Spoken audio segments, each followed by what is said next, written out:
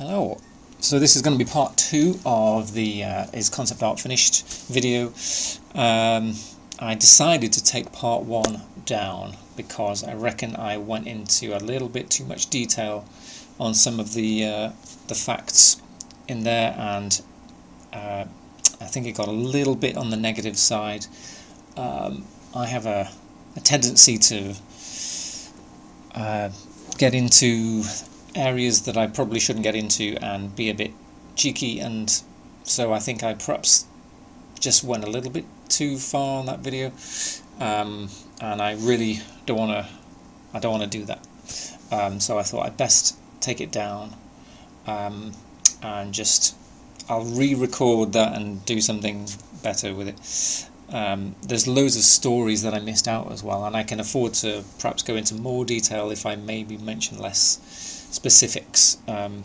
Another reason why I wanted to do this little addendum is because in the video that's part 2, I mentioned there's a lot of pessimism, which is kind of what the whole thing is about, isn't it? It's about like what state is the industry in and can we survive? And but what's interesting is this week, just to go into some silver lining type talk, because a few people, when they saw the first one, they were like, oh, I'm looking forward to seeing part 2, hopefully it's good news. Part 2 isn't good news, but then funnily enough, I've had a few little inquiries, even like after I wrapped up the video last night. It's almost suspiciously timed. I got a callback for a second interview, which I think I mentioned in this part 2, and I got an email back from a huge gaming company in America that everybody knows, working on an IP that I'm surprised that they would get in touch with me about, because it's not my style, as I also mentioned in this video, which keeps happening. But it's a huge company, and so so one of them is a full-time, one of them's freelance. Then there's something else that's going on somewhere. Then next week, I believe, or not next week, but this month of February, I might be doing a talk at Vancouver Film School, like an online presentation. So there's a few little bits happening. So it's maybe in terms of this up-to-the-minute information, not fair to just say that everything is 100% dead right now. So I just wanted to be transparent about that before we go into part 2. And I also wanted to mention, again, because there's a lot of negativity in these videos, that I really had 2 big jobs that went well, and the one was the Ghostbusters job. That was really smooth sailing, and I enjoyed working on that one, and it gave me a lot of pride. And then the other was working for Terraform, which a few people have actually messaged me in the past about, like, so tell me what it was like working for Terraform. And I've got nothing but given the all of the, like I say, the negativity and pessimism, with Terraform there was nothing bad, and I didn't actually go out of my way to say that because it just didn't come up in my head when I was recording it, but there is this assumption that everything that I'm going to talk about is bad. But like the Terraform experience was awesome, and in fact was the first real time that I felt comfortable, like I could relax and just do my work for a client. And each job that you do at Terraform can potentially have a different art director, so I've had the chance to work with different people, and each time it's been fantastic. And yeah, and I've met some nice people on the way, some colleagues, and we've all got on really well. There's been no hint of negativity. They treat the artists well. Here's what's good about it is there is a really relaxed vibe. It's like you're working for young people as opposed to like scarier, more mature, more senior kind of figures. So it's a really good vibe. So yeah, just wanted to get out of the way going forward. So I will probably do another part 1 where I go into just forgetting about his concept art dead, and I just talk about my history because a few people enjoyed that, and I can throw in even more horror stories because I left out quite a few. So yeah, just to say that in summary, the 10 years that have brought me to today, maybe 10, 11, have been just wall to wall, just horror up until I guess Ghostbusters and then Terraform, which was great, which is why I'm particularly sad, because things are just so quiet at the moment. And yeah, so enjoy part 2, if they can call it enjoy, and hit me up with any questions. So see you later.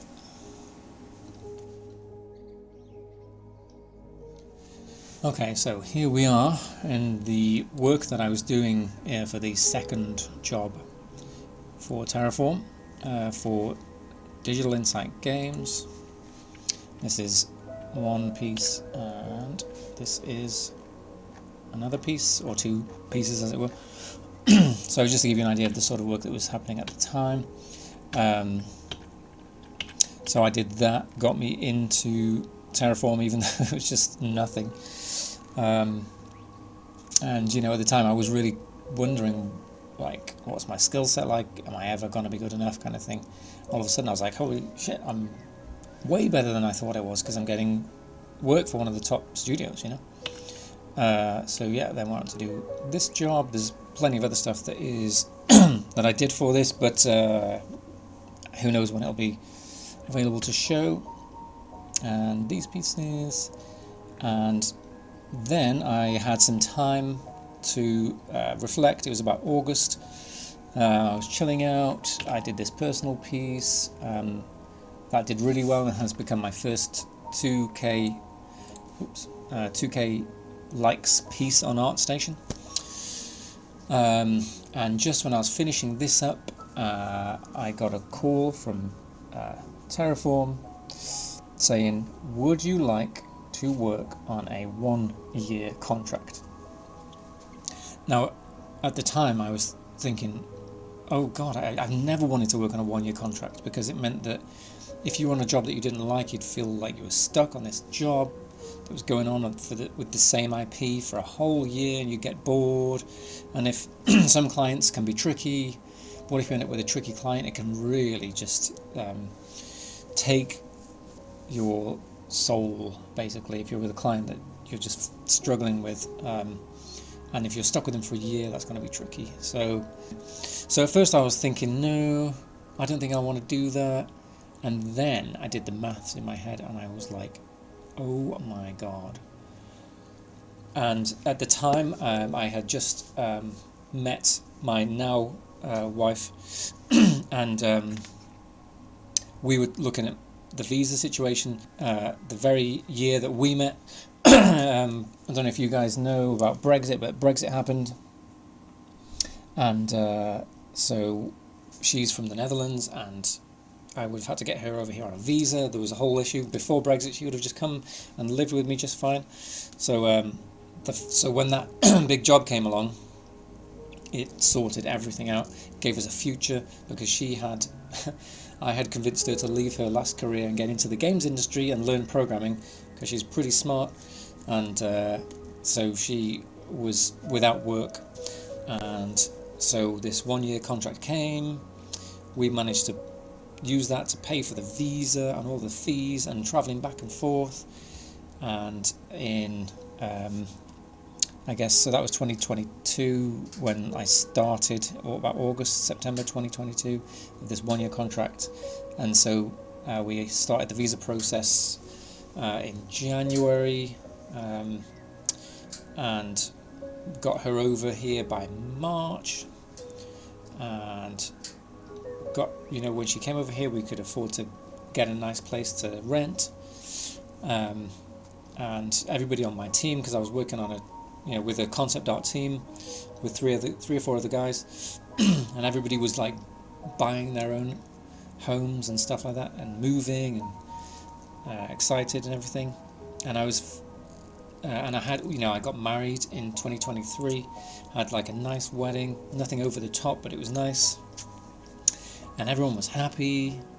and it was great, and we were looking at the future and dreaming, and everything just seemed amazing, and people were congratulating me, saying, man, I've watched you struggle for years. I've watched you struggle with your art career and fighting it, and it's so nice to say that you finally, after all these years, after, like I said, it was going to be 10 years, and it was 10 years, finally, you've made it, and it's paying off. So I went, at that stage, I was looking at doing my taxes, and so I consulted my accountant, and was saying that I might want to incorporate and become a limited company to get some tax breaks and things like that. So it was coming up to 2023. We're in January 2024 now, coming February's tomorrow, so January, February 2024 now.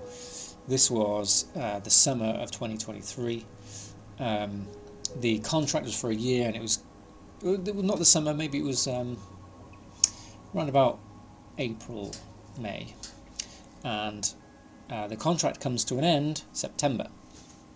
They actually extended it by a few weeks, I think. Initially, they halfway through they said we'll be not just finishing in like August, but finishing at the end of September, so that was cool. So I talked to my accountant, and he said, okay, if you want to go ahead going forward, it's quite expensive to turn yourself into a corporation, but it can have benefits. Just talk to your employers and ask them what they think your future prospects are going to be. And all the while I was thinking, man, if I have, like, at best another year of this, I can buy a house for the first time. Bear in mind, it might sound like I'm being frivolous, but at this time I'm like 44, going on 45, never owned a place. I've had 10 years of being poor, so finally I could maybe buy a house. And so around about summer of 2023, I hit up Terraform, and I was like, so how are the prospects going forward? So I said to myself at the time, if the response is anything other than, yeah, things are great, if it's like, then I'll know that I don't have the confidence going forward to treat this business like it is going to be the same as it was last year going forward, and I'd proceed with caution. But that in itself would have been optimistic compared to the response that I got, which was that the whole industry is kind of going belly up, and there's no guarantee whatsoever. So that scared the shit out of me. I had no idea.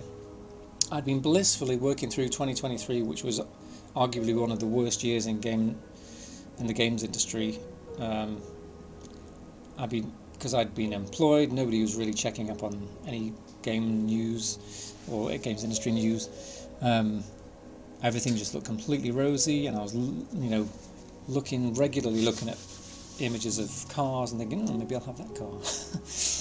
Wondering where we'd want to live, and all of a sudden the brakes were on, and this was coming up to October of 2023.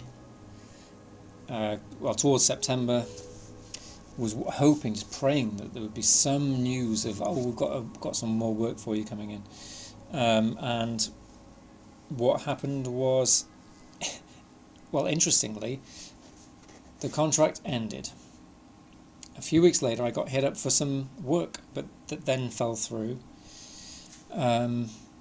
Then I got offered something that was completely... I was getting scared at this stage. Everybody was starting to go, where's the work going to be coming from now? And I got hit up by some non-games or film industry work.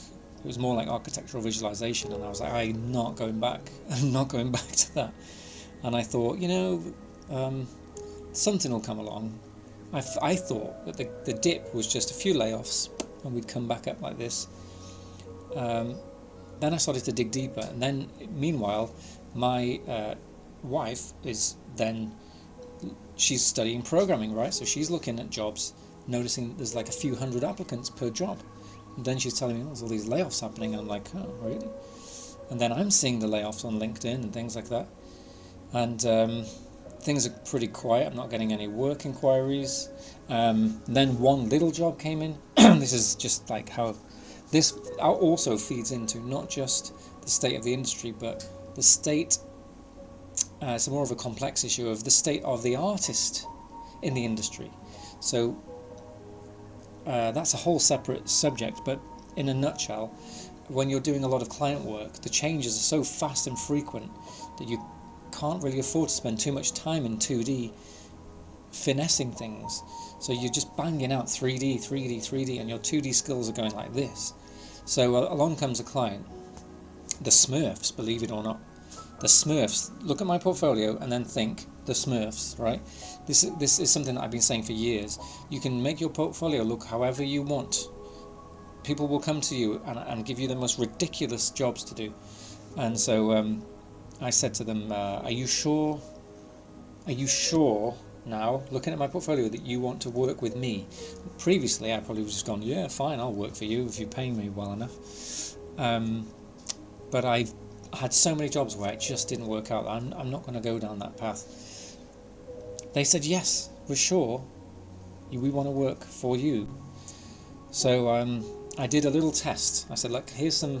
They didn't give me a test. I provided them with a test. Here's what I can do. Like, I gave them 3 environments, or 3 different shots in one day or something like that. And they said, we like it. Yeah, we'll go forward. They said, we can give you a few weeks' work and possibly more at your day rate. And I was like, brilliant. Within less than a week, they fired me because it wasn't the right style. So that was depressing. So, that didn't earn me very much. Then, a few weeks later, I got hit up by a filmmaker who I really respect, a guy. I don't know if I should go into too much detail. I probably won't. But filmmaker hit me up, a new filmmaker, but he'd done some really cool work. Some of you may know who I'm talking about because I've talked about it on Facebook briefly. And again, I'd been doing so much 3D work that my 2D skills were just dead at this point. And I was really excited, though, to work with him.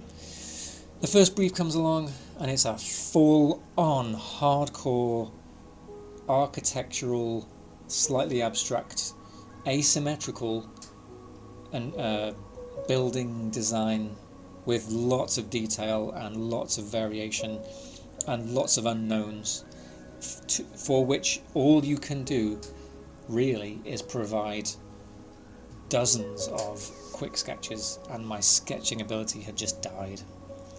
Within less than a week I was let go of. So and that was a whole separate thing that I wanted to sort of talk about with regards to AI and 2D and how really 3D may be the future, but if you rely solely on 3D, you're dead in the water, basically. I think that's something I'll talk about later more, because we have to start thinking about what the future is for us as concept artists. So yeah, that brings us more or less to present day. Christmas comes along, and Christmas is always a dead time. And then no work. It's now January. Nothing whatsoever. So now it's been, I don't really count those 2 little jobs because they didn't work out. They didn't pay much. And here I am 4 months without work now. The job market's saturated. So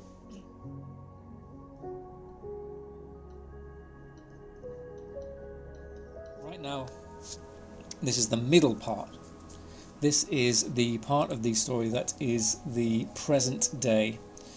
And the present day situation is a lot of people were saying that the problem is AI. The first one, everything was going crazy. People were saying, yeah, it's really bad, isn't it? AI's taken all these jobs. And it's like, no, AI's got nothing to do with it at this stage. Right now, our problem is that we have... But that said, a year ago, I was terrified, thinking that AI was going to finish me inside a year or two. And it can't touch a lot of the jobs that we do as concept artists. It can't touch it. I've tried myself. thinking that I'd use it to generate some ideas. It doesn't have a clue what you're talking about when you're trying to generate an idea, as opposed to a nice sketch. So AI isn't touching things. Right now, the problem that we're having now is the problem that I had back in 2017, 18. Not enough jobs. And there wasn't a recession or anything crazy happening then. There just isn't very many jobs for concept art. And that was what's annoyingly, when I was at that beginning stage thinking, should I get into concept art? All the artists were saying, God, concept art's huge. Think about how many games companies there are in the world. Think about just the emergence of games and technology and how much, and film. You got game, you got film, you got television, advertising, sometimes visual effects in this concept art. It really sounds like it's going to be booming, and then you realise there's just a handful of jobs every year. It seems anyway. Because where are you going to get your jobs from? The company's websites. You'd have to look through every company and look for their jobs. So you look on ArtStation. And in the UK we have some websites, Reed, Indeed I think, and a few other industry ones, games jobs and that kind of thing. And really you're just seeing in terms of concept art, you're seeing a handful of jobs, half of them seniors only. I'm at the stage where I could apply for senior roles, but a lot of you aren't, and then they're wanting you to do vehicles, characters, environments, and there's not enough jobs, and there is an absolute abundance of not just this is the thing, not just displaced, unemployed concept artists, but people who were joining the party, possibly because they heard that there was a good future in it. And I mean, I remember I actually had a job interview when I was in Seattle, just before I left, and it would have made me stay longer, at working on Guild Wars with ArenaNet. And I went to an interview with their amazing company. I couldn't believe how cool it was when I went to the interview.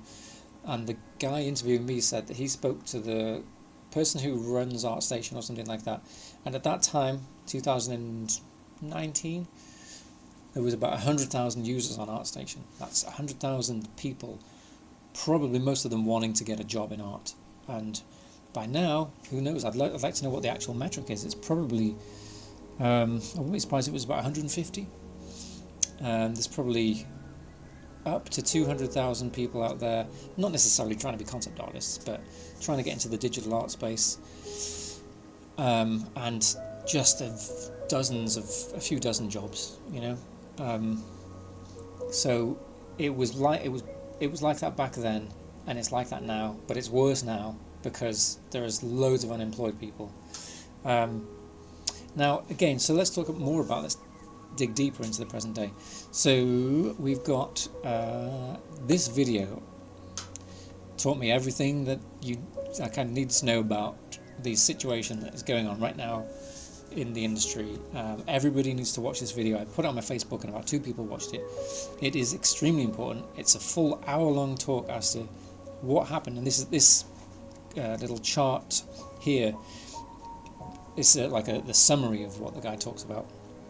It's like basically in a nutshell, the games industry giants became so big that they became like Facebook and big tech, and they started to use a sort of profiting financial model to make lots of money, as opposed to the idea of a games company that gets big and it's run by some gaming nerd who loves games and he wants to make a cool game and he wants to grow his business and that kind of thing. This is another level. This is like kind of the financial market level. So these people they push the company up by hiring. You can see this: push, hire, expand. They hire people. It makes it seem like they're expanding. They get a shitload of investment, and then, as it says here, record-breaking revenue. And then so that's the boom, and then there's the bust, where everybody gets laid off. And I can't remember quite what they talk about here, but the essential thing is the people at the top take the cream off. The money that they lose here, they lose billions. So it makes you think, why would anyone do this? Because you lose billions. But from the money that you lose, there is still a decent amount that you don't lose.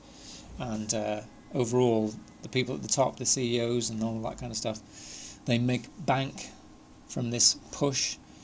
And then in the meanwhile, everybody's getting laid off. And it's a financial model that other companies are all trying to replicate. And if they get the timing wrong, they'll miss out. And if they get the timing right, they won't. And this video talks about the different companies and what each of them did, whether they did well or whether they didn't do well in this game of money making. So definitely watch that. The video game industry is not collapsing, it says here, but I don't remember there being any positive message. They talked about how the games industry, what it's trying to say is the games industry is doing well, actually. However, we're not. And that's the key take home. We're not. The games industry's profits are going kind of like this, but they're using the workforce to go up and down in this boom and bust cycle, and we are paying the price. I did lots of research into what the state of the games industry is in, and somebody said that if 2023 was the year of layoffs, 2024 will be the year of closures. So we're not talking about maybe it'll recover in February. The way that it's looking now, it's going to be a couple of years of this. I spoke to various people that have talked about this situation, and they're all saying it's going to be a couple of years. But what state will it be in? I don't know how it can recover. You've got so many jobs that are, where are they going to go? You can't just in 2 years' time go, okay, everything's fine now, everybody can have a job again. When I was talking, about what the future holds, I was being told just look for another job. The other concept artists are looking for other work. They are lowering their rates. The top guys who were charging $1,000 a day are having to lower their rates, and many are just seeking out different industries to get into because concept art is just not stable anymore. And the exception to that rule is if you live in a third world country, so if somebody says to me, instead of $500 a day, we're going to pay you $200. Maybe I could subsist on that, but it would be a real kick in the teeth.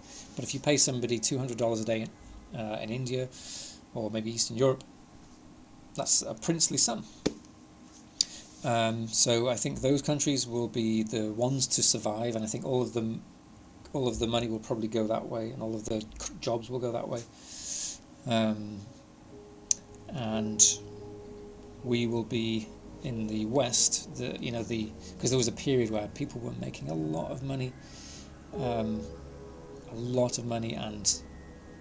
were capitalizing on that. And I think that era is over. Then you have the era where so you're talking about people in LA now earning 100 to 200,000 a year probably, and they would probably be now taking a pay cut down to like 80 grand a year, which is if you're in the UK or Western Europe, is still a lot of money. So maybe we would be okay for a while, but we're not getting those jobs. So either we're going to have to settle for 30 to 40k a year, and I think a lot of people, because they're artists through and through, they'll probably go, fine, I'll just take that. But I wouldn't say that would be a freelance role unless you're at the top of the industry. So only the top people will be getting those jobs, and I'm not at the top. So that's leads me to the next point about your artistic ability. I'm seeing people regularly on Facebook saying, oh man, I'm not getting any job interviews, and their work is just not good enough. It's the same thing: Blender, Temple, Sand, little bloke with a stick in the foreground, and it's just not going to cut it. Your little temple in the sand with a bloke with a stick, which is just the vanilla default ArtStation piece, it's just not going to cut it. You're going to have to be an excellent concept artist who can paint, draw vehicles, characters, buildings, weapons, props, fast, and to an extremely high degree. Those are the ones who will survive. But here's the thing: we now have the next piece of the puzzle. Here's the analogy: we're on a ship. Spaceship is on fire, and the fire is that there is no jobs and an abundance, an absolute ocean of applicants, and we are heading on a crash course for the sun, and the sun is AI. So we've got this two-pronged attack. So currently there are no jobs, everybody's out of work, and the clock is ticking between now and in I would say 3 years' time. I originally said 5, but these things go kind of quickly. Between the AI apocalypse of all forms of design. Look, I am not stupid, you know. They cannot make things like that yet. Not yet. Not for about 40 years. And what's sort of dawned on me recently is it's not like you could say, look, what I'm doing, AI just can't replicate, and it won't be able to do that for a long time. Fine, maybe that's the case, but if AI were to take 40% of jobs, that is enough to collapse everything, because now you're fighting for half the jobs that were there before, and somebody else is going to take that job who's slightly better than you and slightly cheaper than you. So now you're still out of work, even though there is still all those jobs available. You're not getting them. So it really is just difficult for me to find a way to not be depressing about this situation, and it's not popular to do that. You're supposed to release videos with a silver lining and a positive outlook. The most positive, if AI didn't exist, then maybe we could say, okay, in a few years' time, we'll just have to do a part-time job to survive this 2-year apocalypse, and then as things start to get back together. But I can't see a future, and I feel like I've got to come forward and say this stuff because nobody else is. Everybody is just kind of like, I saw this Adam at Lucid Pixel, is it Adam Duff, saying that the future is bright. And I've been trying my best. I've been holding back on talking about this because everything has been so doom and gloom, and I have a tendency towards being a bit pessimistic, and I've been waiting and holding off because I've applied for jobs. I had a job interview, a preliminary basic job interview with Wargaming for World of Tanks, and I'm due to get a second interview at some point.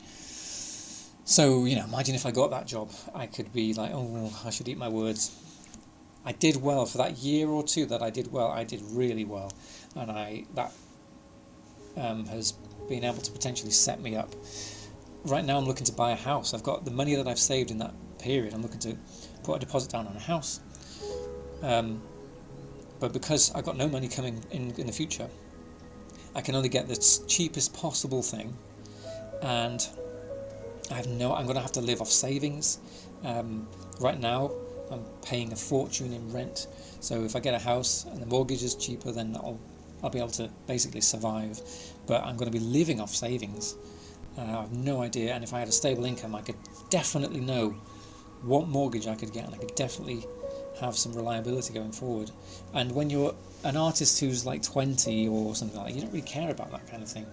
It's almost immaterial, like, I don't need a mortgage, I'm not married, I'm single, and I can live with my parents, and it doesn't really matter. But at a certain point it kicks in. You're like, I do need money and I need some stability. And it's not one of those things that, well, I'm an artist, I'm not supposed to think about money. We all are supposed to be thinking about money, and we're supposed to be trying to make a stable future for ourselves. So I don't know what to do. I'm in a state now where I don't know what to do. I'm brainstorming business ideas that have nothing to do with art or little to do with art. I'm just every day I'm like, shall I do this? Shall I do that? Shall I paint? Shall I not paint? I'm getting tons of appreciation on Instagram. It doesn't translate to anything. It doesn't mean anything. It doesn't translate to print sales. It doesn't translate to anything other than likes. You upload something to ArtStation. ArtStation's just not what it used to be. I could spend weeks doing the most amazing thing that I could possibly do, and it will amount to the same amount of likes as if I'd spent a day doing something. I really think that we have to. It's time to just think about Plan B and an exit strategy, basically, because it does not look good, and I would rather tell the truth and be disappointing and sad but just to save a few people from oblivion, because I wish that somebody would have told me what was going on all those years ago. So there's I don't know if it's worth sharing a few resources, but there is a website called gamesindustrylayoffs.com, I believe, which shows you every year all the layoffs. We had a peak layoffs here. I don't know who this was. Maybe it was this one here. Well, actually, there was June. So yeah, you can go through and see like this company in June. All these companies had massive layoffs in June 2023. Like that big peak number of 2692 was almost the standard, well, double the standard for each and every month in 2023. I don't know why this is 346, but yeah, November was big, and then 2024 is very new, so we don't really have like a proper chart yet. But there's an estimated total in 2024. So 23 was 10,500 layoffs. 22, 8,500 layoffs. 24 is predicted to be 5,700 layoffs. So yes, not good. Then I found this. This is for the UK only, but it might give like an insight of in other parts of the world. It's the Games Job Live Summary. This was for 2023. We had the amount of open vacancies over time dropping to January, and then in January 2024 report, you've got open vacancies over time starting in February of 2023, and dropping, and looking like it might stabilize. January of 2024 was the least unkind month so far. So yeah, it might be worth having a look at. I don't know, like I say, it's for the UK only. Maybe there's a job summary in the US. It's got to be, hasn't there? UK games jobs. So see if there's one in the US or other parts of the world. Really, the US is the main one to look out for because they do the most hiring, and a lot of it is remote if it's freelance. Common job titles: senior. Same as last year. Common job titles: senior. So now the jobs that come out are just having their absolute pick. They're asking for seniors because they know they could get a senior like easily for the same salary as a middleweight. So yes, so I guess that brings me to present day, 31st of January. And all I'm hoping for is just releasing my own personal artwork to see if it grabs the attention. I even started to do sci-fi because sci-fi is the most popular genre, and I haven't got any sci-fi, so at least I can have that covered. Unreal Engine, started to learn Unreal Engine, because maybe that at the time I was thinking that AI would be the problem, so I started to get into Unreal Engine because it's an AI beta, as in BEATER. So, but it turns out that it's not enough jobs, too many artists, that's the problem. Okay, I'm going to end this video before it becomes a week-long video. And if there's anything that I've missed, I'll tack it on to the end. So, hit me up with your stories is the thing. I want to know what you've experienced, and you'll need to be sharing data, and all I'm hearing from other artists is they got no work. But it'd be interesting to know what your stories are and how long you've been out of work. So for me, as of the end of January 2024, I have been unemployed for 4 months, and I can't see a future in sight. Sorry that the video is so long. Oh God, I hope it's not been boring. But it was important for me to share the whole journey of how I got to this point, because parts of my journey from years ago are still echoing today, and I thought that they'd finished. I thought I was going to put a video out in this year saying, guys, I've made it, you wouldn't believe how lucrative this industry is, you've just got to keep pushing, and I was really looking forward to giving a nice positive message and talking about all of the great stuff that I've been doing and that I look forward to doing in the future. I really did want to do that, and now I am Googling how to do drop shipping and thinking of flipping houses and thinking of selling my car,